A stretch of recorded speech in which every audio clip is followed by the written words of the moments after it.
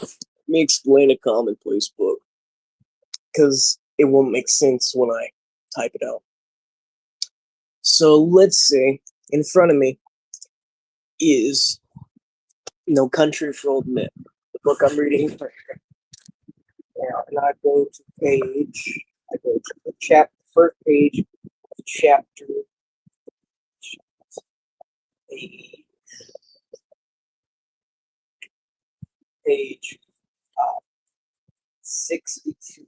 So, and then I take what's in 62, which is, I don't know that law enforcement benefits all that much from technology. Tools that come into our hands comes into theirs. Not that you can go back or that you don't want to. We used to have the old Motorola two-way radios. We've had the high band now for several years. Some things ain't changed. Common sense ain't changed. I'll tell my deputy sometimes to just follow the brick roads. I still like the old coats. 44-40. If that won't stop, better throw the thing down and take off running. I'd like the old Winchester Model 97. I like it that it's got a hammer.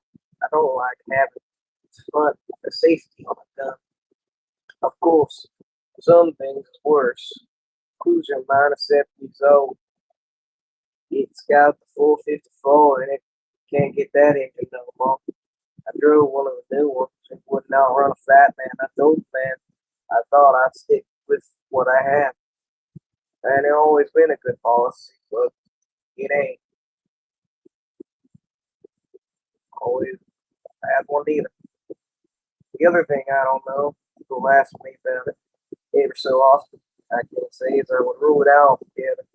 It ain't something I would like to have to see again. To witness the ones that really ought to be in the death row will never make it. I believe that I do remember certain things about things like that. Now, I would put that word for word in my commonplace book. The reason why is because it feeds into changing times.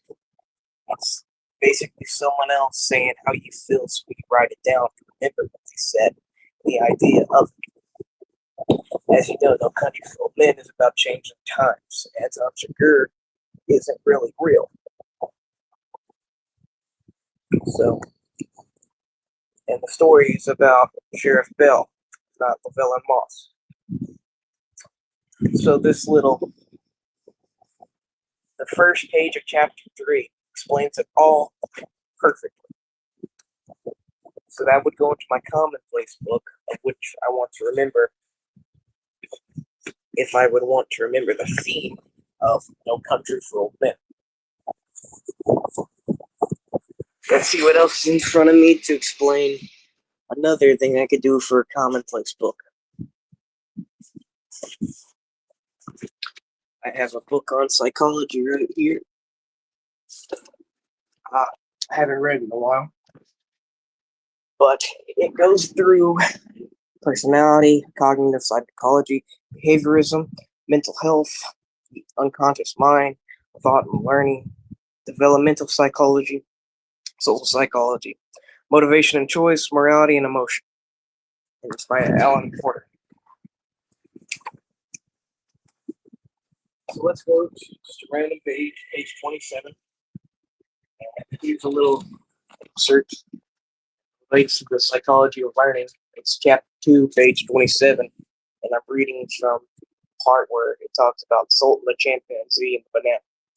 In one experiment involving Sultan the chimpanzee, Colker suspended the banana from a hook hanging from the roof of the animal enclosure. The banana was too high for the chimpanzee to reach. So Sultan first spent time looking at the wooden boxes in the enclosure and then arranged them as a tower. Then he would climb and thus reach the prize. This is one of Colker's celebrated examples of insight learning that demonstrated that chimpanzees are capable of mentally coming up with novel solutions to problems they had not encountered before and could not be understood as a result of trial and error learning. Now I'll just cut bottom out. So, Sultan, the chimpanzee, and the banana, the whole part except for the second body paragraph, will go into my commonplace book because it's something I want to remember, but it's not my own. A journal is something you remember. A commonplace book is like a journal of other people's stuff, if that makes sense. So I'm going to do.